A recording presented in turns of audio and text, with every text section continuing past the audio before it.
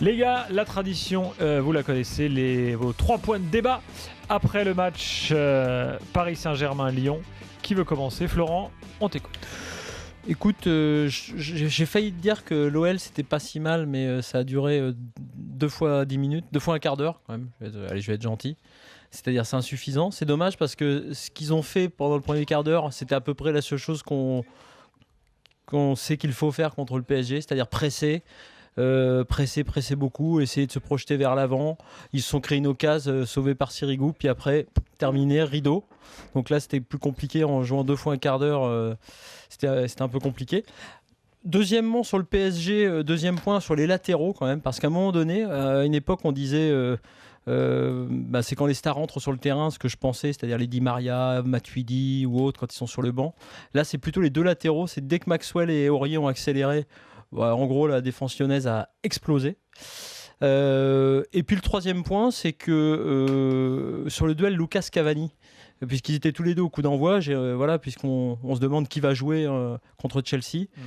C'est en tout cas pas Cavani malheureusement, je le dis parce que je pense que c'est lui qui devrait être titulaire sur son expérience et tout, je l'ai déjà dit, mais qui a marqué des points, parce qu'il en a encore à mon avis, il a encore raté trop de choses. Et à la limite, c'est plus Lucas, avec ses défauts quand même habituels, mais qui en a un peu plus marqué. Il porte peut-être un peu moins le ballon que d'habitude, il a toujours ce défaut-là, mais moins. Il fait des passes décisives, il fait des passes plus vite. Donc voilà, dans le petit duel de la semaine, malheureusement, par rapport à ce que je pense du choix à faire, je pense que Lucas a à nouveau marqué un peu plus de points que Cavani. Daniel, tes 3 points à toi. Je suis assez loin de Flo d'habitude dans les 3 points, sauf sur l'histoire Cavani-Lucas qui effectivement m'a beaucoup intéressé aussi. Donc non, le premier point c'est vraiment cette équipe du PSG qui sur ce match-là, évidemment je ne m'attendais pas à ce qu'ils perdent, loin de là, mais bon, cet enchaînement frénétique de matchs, je sais pas, me faisait penser qu'ils allaient avoir peut-être un peu plus de mal, que Lyon allait pouvoir les bousculer vu qu'ils venaient avec... il faisait pas beaucoup tourner, quoi. Il venait avec une bonne équipe et tout. Donc, ce que je voudrais mettre en avant au premier point, c'est que ce PSG, moi, je le trouve épatant. Vraiment épatant dans son exigence. Je me souviens, il y a 1 an, à quel point je pouvais dire que le manque d'exigence de l'équipe me fatiguait dans toute la première partie de saison, que ça m'insupportait. Et là, moi, je les trouve épatants. Donc, j'ai envie de souligner ça. J'adore ce qu'ils font. Cette victoire très tranquille ce soir m'a beaucoup plu. Le deuxième point, c'est effectivement la petite guéguerre Cavani-Lucas, le petit duel, la petite rivalité. Et comme toi, Flo, effectivement, moi, je crois que par défaut, je crois que Lucas va devoir jouer parce que Cavani, c'est incompréhensible. Le mec fait n'importe quoi. Parfois, se demander s'il ne fait pas exprès. Moi, j'étais prêt comme Blanc à le défendre pendant des mois, ok. Là, je sais pas, il joue les ballons en arrière, il joue les ballons à l'envers, je comprends pas.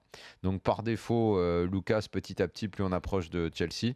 Puis alors, le troisième point, ça n'a pas à voir avec le match direct, ça a à voir avec la news que, paraît-il, tout le monde attendait toute la journée, la prolongation du contrat de Laurent Blanc. Je ne comprends rien à la gestion de ce dossier.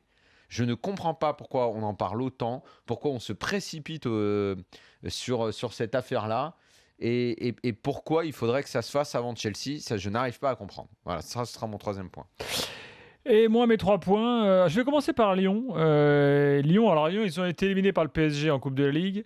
Ils sont éliminés par le PSG en Coupe de France. En fait, j'ai eu une sensation un peu désagréable de soumission actée par l'Olympique lyonnais, en fait. C'est-à-dire que tu tentes, mais sans trop tenter non plus. Et puis au final, tu attends que l'adversaire marque parce que tu sais que c'est un peu inéluctable. Il y avait un côté inéluctable en fait dans ce match dès le coup d'envoi. Donc c'est un peu, ça a rendu le match un peu fade, malgré effectivement, je souligne ça aussi, la constance du Paris Saint-Germain, toujours impressionnante. Alors Lucas Cavani, j'ai retenu ça aussi. On va en débattre donc pour le match de Chelsea. Et puis moi, j'aimerais bien quand même parler un peu de Valbuena. Alors ok, il est rentré en jeu. Je ne sais pas si vous avez suivi ça, mais Mohamed Bouafsi, qui est au stade, racontait que, en gros, dès qu'il allait s'échauffer, t'as tout le stade qui criait Karim Benzema, Karim Benzema. Ce mec-là est en train de vivre un calvaire complet. Il rentre, c'est Glassman. Il rentre, il sert plus à rien parce qu'il n'arrive plus à jouer. Le monde du foot est impitoyable. Quand il y a des fautes sur lui, il se fait allumer par la terre entière. Ouais. Et il est, moi Voilà, je sais pas, je trouve ça terrible ce qui lui arrive.